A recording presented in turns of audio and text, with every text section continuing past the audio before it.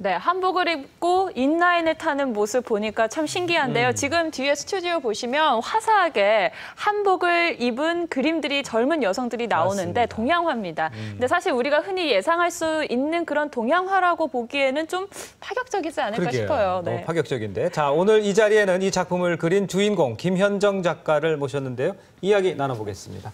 어서 나오십시오. 안녕하세요. 그림 속에서 나오신 것 같아요. 네. 그림이 좀 뭐라 그럴까? 좀 남다르고 특이하다 뭐 이런 느낌 받는데 좀 독특하네요. 동양화인데도. 아, 네. 보통 제 삶에서 제가 느끼는 것을 주로 그리기 때문에 더 그런 것 같습니다. 아니 근데 어떻게 동양화를 시작하게 되셔서 굉장히 젊으셔서 전 깜짝 놀랐어요. 아, 제가 예술중학교와 예술고등학교를 나왔는데요. 네. 처음에는 이렇게 커리큘럼상 다 모든 것을 접할 수 있는 기회를 주는데요. 네. 처음으로 동양화를 접해보니까 너무 재료가 신선하더라고요.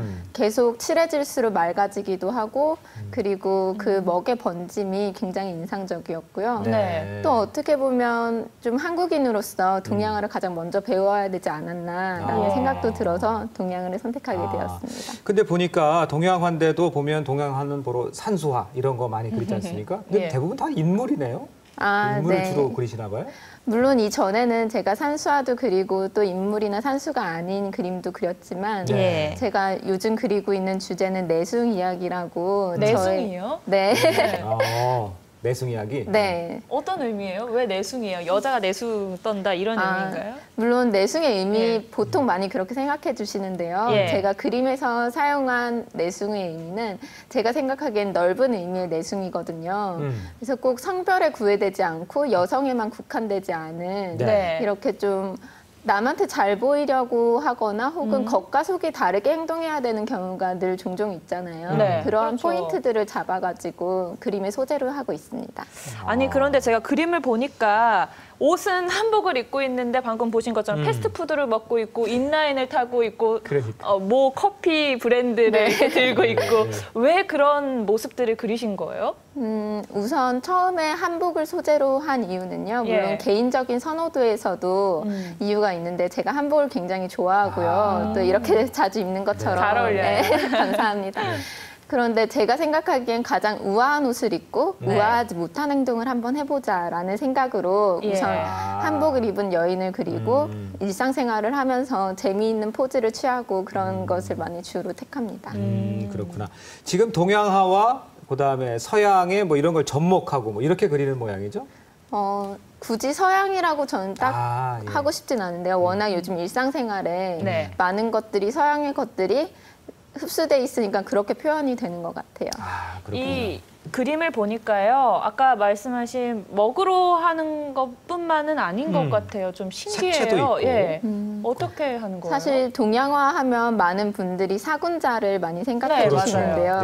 사실 잘 기억을 떠올려 보시면은 동양화에서는 색깔이 분명히 들어가거든요. 조선 후기나 이런 때 그림의 뭐 신윤복 씨 그림이나 김홍도님의 그림 봐도 채색이 많이 들어가 있는데요. 그래서 우선 저는 기본적으로 인물 수묵 담채라고 담하게 연하게 채색을 하는 기법을 사용하고요. 그 위에는 한복에는 윗도리에는 다 꼴라주 작업을 해요. 꼴라주요? 네, 그래서 사실 그냥 이렇게 이미지로 보시면은 잘 느껴지시진 않지만 제가 직접 한지 장인한테 한지 뜨는 기법을 전수받아서 염색을 하고 그에 맞는 한복을 이렇게 꼴라주를 해서 표현을 합니다. 그러면 미리 그려놓고 그 위에 한지로 옷을 입혀주는 거네요. 네, 마치 인형놀이 하듯이 누드를 그린 후에요. 이렇게 옷을 입혀줍니다. 이런 독특한 기법으로 그림을 그리고 이렇게 하지만 또 여기에 호응도 많나 봐요. 뭐 내놨는데 완판하셨다고요? 완판이에요? 네, 사실 뭐 완판이란 단어가 이렇게 쇼핑에서 많이 사용이 되기 때문에 사실 저는 그 단어가 편하지는 않지만요. 그래서 모두 판매가 된 건 다 맞는데요. 사실 그림을 그릴 때 이 그림을 꼭 판매해야겠다라고 생각을 하면서 그림을 그린 적은 단 한순간도 없거든요. 근데 많은 분들이 워낙 쉽고 편안하게 다가갈 수 있어서 그런지 공감을 많이 해주시는 것 같습니다. 예술의 전당에서 전시회를 하신 거죠? 네, 예술의 전당에. 거기에서 이렇게 신진 작가가 젊은 분이 전시회 하기 쉽지 않을 것 같은데. 요즘 또 미술 화단에서 사실 저 이외에 아무래도 젊은 작가들한테 많은 기회를 줄 수 있는 공간이 많아서요. 네. 그래서 사실 저 이외에도 되게 다른 작가분들도 전시를 많이 하십니다. 이렇게 많은 사람들이 작품을 구매했다는데 뭐 영화 배우죠? 김수로 씨도 뭐 작품을 구매했다면서요?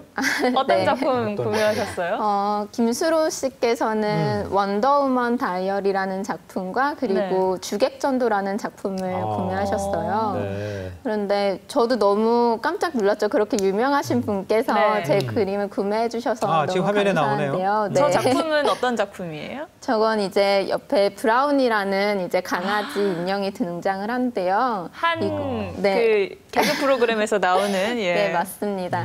그래서 저거는 제 개인적인 경험에서 시작이 된 그림인데요. 제가 강아지를 키우게 됐거든요, 작년부터. 네. 근데 이름이 현동이에요. 그래서 현정이 동생이라는 의미로 제가 이름을 붙였는데요. 네. 근데 강아지를 너무 키우다 보니까 이제 강아지가 주인인지 제가 주인인지 모르는 순간이 나타나더라고요.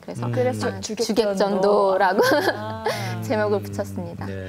유명한 작품 중 하나가 아차라는 작품이라 그러던데 우리가 네. 아차 할 때 그 아차예요? 네, 맞습니다. 아, 그래요? 네, 그래서 정말 아차 싶은 순간에 아차이기도 하고요. 네. 그리고 또 한자로 나의 모자를 차자를 사용을 해서요. 스스로의 부족함을 이야기하는 그림이기도 지금 합니다. 이 화면에 작품인가요? 나오고 있습니다. 네, 맞습니다. 라면을 먹고 있어요. 그래서 저거 역시 제 개인적인 경험인데요. 네. 이렇게 바쁜 생활을 하다 보니까 작업실에서 빨리 끼니로 라면으로 때울 때가 있어요. 그래서 하지만 또 밖에 나가서 이렇게 사람을 만날 때는 라면보다 몇 배 비싼 커피를 마시게 되는 순간도 있더라고요. 네. 그래서 그 순간이 정말 아차 싶구나 하기도 하고 스스로의 부족함을 이야기하기도 하고 싶기도 했고요. 네. 그리고 그림을 자세히 보시면 가방 위에 커피가 쏟아지고 있어요. 그래서 그것 역시도 아차라고 생각이 들었습니다. 아, 그러셨군요. 근데 지금 보면은 당이라고 하나요? 이건 좀 궁중에서 입는 옷이고. 나온 옷은 그냥 단색인 옷인데. 네. 뭐 이런 옷도 이제 등장하게 되나요, 작품에?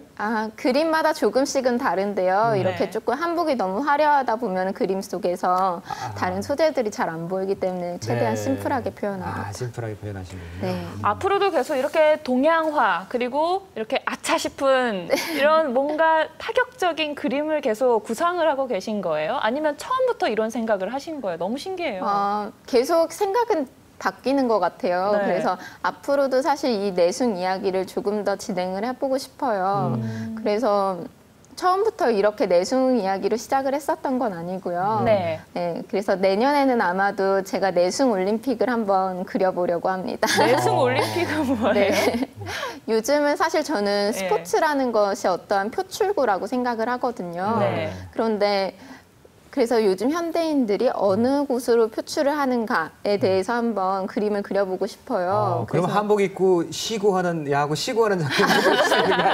네, 그렇게 네. 직설적으로 또 스포츠하는 장면도 등장하고요. 예. 그리고 꼭 저는 예를 들어서 노래방에서 노래를 부르는 것 또한 어떻게 보면 스포츠의 일부라고도 생각이 들거든요, 개인적으로는. 그러시군요. 그래서 좀 넓은 의미의 올림픽을 한번 펼쳐보고자 합니다. 김현정 작가 이야기하는 거 보니까 되게 사람의 심리에 대해서 관심이 많으신 것 같아요. 보통 작가들 보면 그냥 보여지는 것 그리고 눈에 보이는 것에 더 중점을 둘 때가 많은데 이렇게 사람 한 사람 한 사람의 그 심리를 이렇게 파악하려고 노력하시는 것 같아요. 네, 많이 우선 네. 제 자신에 대해서 제가 어떤 생각을 하는지가 가장 파악하는 게 어렵더라고요. 네.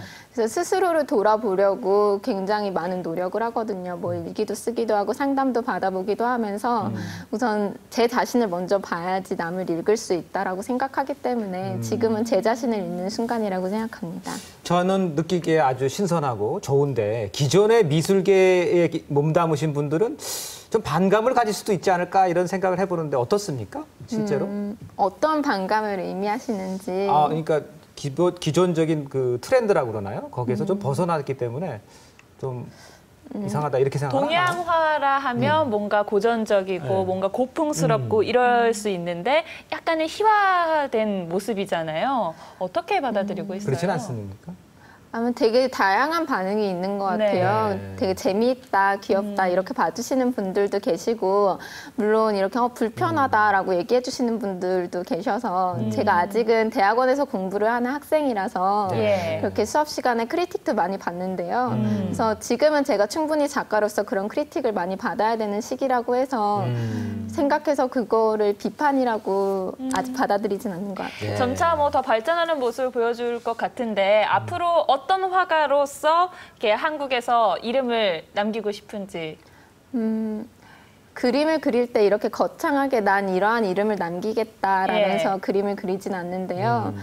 안 그래 아무래도 저는 좀 한국의 아름다움이라던가 좀 동양화 재료만의 또 되게 깊은 맛이 있거든요. 예. 그런 거를 좀 대중과 친숙하게 느껴지게 하는 쪽으로 많이 그림을 그리고 싶고요. 그렇군요.